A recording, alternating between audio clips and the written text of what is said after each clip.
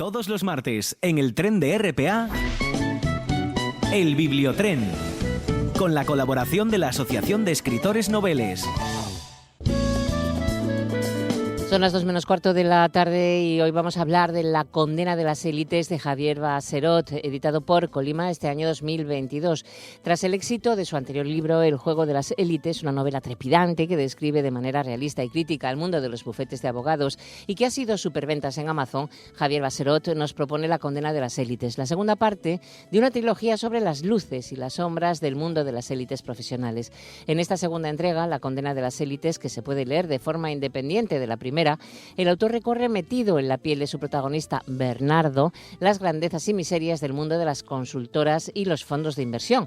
No es oro todo lo que reluce, pues el aparente glamour de las altas esferas financieras y profesionales esconde innumerables trampas y tiene un precio que hay que estar dispuesto a pagar. Javier Basserot es de Santander, estudió Derecho y Ciencias Económicas y Empresariales en Madrid. Ha ejercido como abogado y actualmente es financiero y consultor estratégico.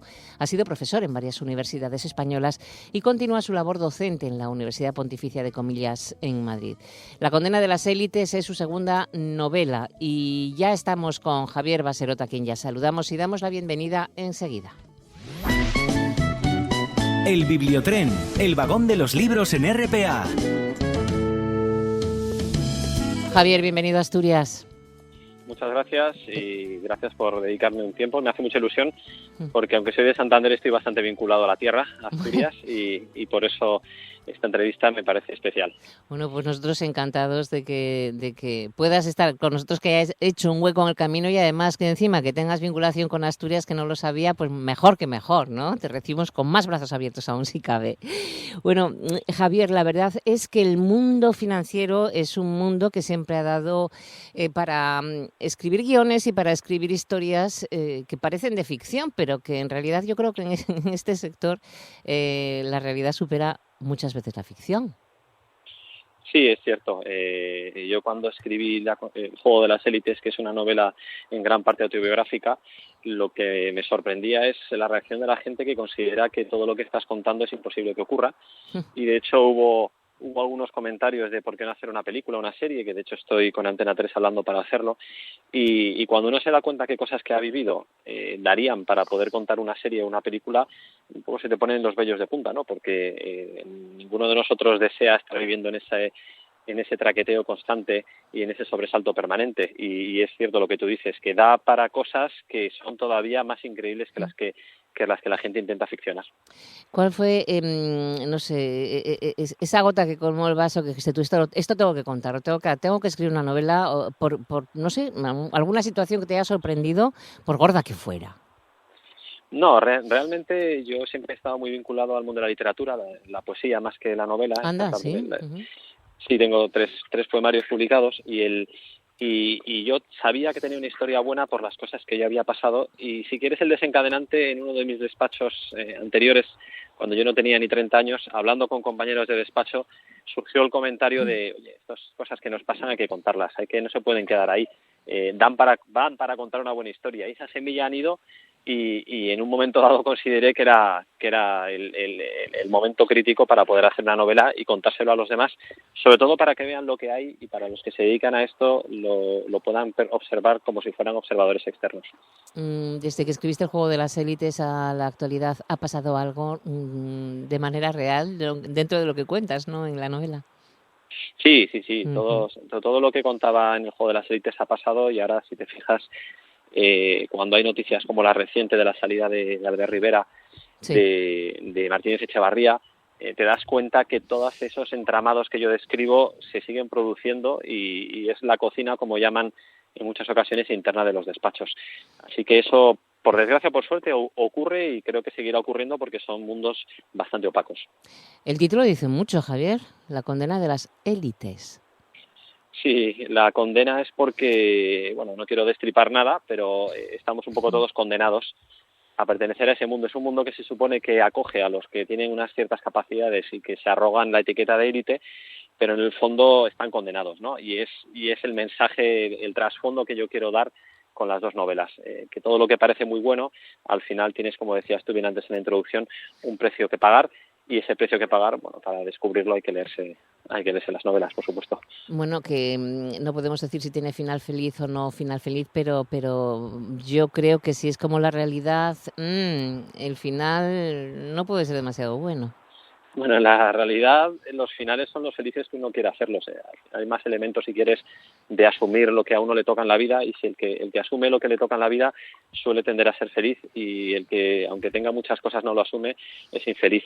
Pero sí que son novelas con un sesgo triste. Son novelas de antihéroes, no de héroes. Claro, porque tiene su fondo, ¿no? Sí. Tiene ese fondo. Dices que lo que te toca vivir, pero muchas veces enredas demasiado la madeja, sobre todo en esas élites financieras que nos propones, y a veces está tan enredada que aunque quieras ordenarla, es imposible. Sí, no, es muy difícil salir de un mundo tan intrincado, es casi tan intrincado como el de la política, digamos, y por mucho que uno vaya con las mejores intenciones, al final hay poses preestablecidas y estructuras preexistentes que uno no va a poder cambiar, y o te adaptas o sales, pero cambiarlas se puede intentar, y mucha gente lo intenta y en cierto modo lo consigue, pero es muy difícil y es un trabajo ímprobo. Oye, cuando empiezas a escribir el juego de las élites, luego se convierte... Tienes, por lo menos la planificación que haces es una trilogía. Tenemos ahora La condena de las élites, que es el segundo, y faltará el tercero. No lo sé. Lo tienes ahí encima de la mesa como proyecto. El tercero lo tengo a mitades. Bueno, lo tengo medio escrito. Es El nacimiento de las élites, es una precuela, y a los personajes que aparecen en el juego de las élites, en La condena de las élites, los incluyo, los meto en su vida universitaria, para poder percibir por qué razón esos personajes han acabado siendo como eran. El que ya conoce el personaje se dará cuenta que esas pequeñas desviaciones o esas pequeñas licencias que uno se permite en la facultad acaban pasándole factura y acaban haciendo de ti una persona que quizá no quería ser. Ya. Y cuando te pones a escribir todas estas historias, Javier, muchas veces tienes una planificación, ¿no?, de cómo vas a hacerlo, pero la misma historia te va llevando por otros derroteros, y claro, siendo un mundo financiero, me da la sensación de que te enreda de una manera que te cuesta trabajo. Te lo pasarás genial escribiéndolo, pero que te costará trabajo también desencadenar el final. Bueno, yo soy bastante germánico. Yo cuando empiezo a escribir tengo la arquitectura de la novela bastante pensada.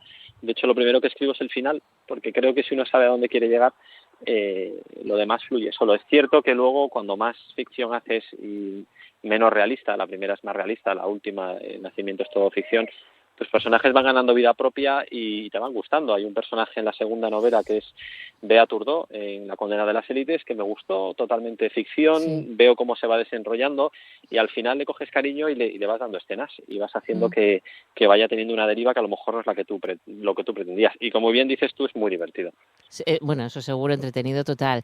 Pero a mí lo que me parece complicado, y más con esta temática, Javier, es la construcción psicológica de los personajes. Porque a lo mejor Bernardo igual es más fácil, pero acabas de añadir otro personaje que me acabas de comentar, y a lo mejor hay que desarrollar también su forma de pensar, su forma de ser, cómo va a actuar, prever con muchas cosas.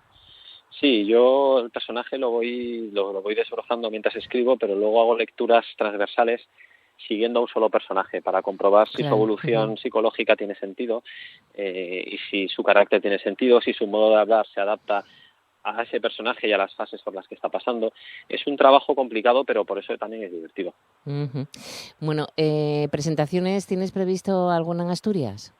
Sí, en verano tengo una en Santander, seguro, no tiene fecha, pero tengo en Asturias con seguridad, en Gijón y en Oviedo probablemente.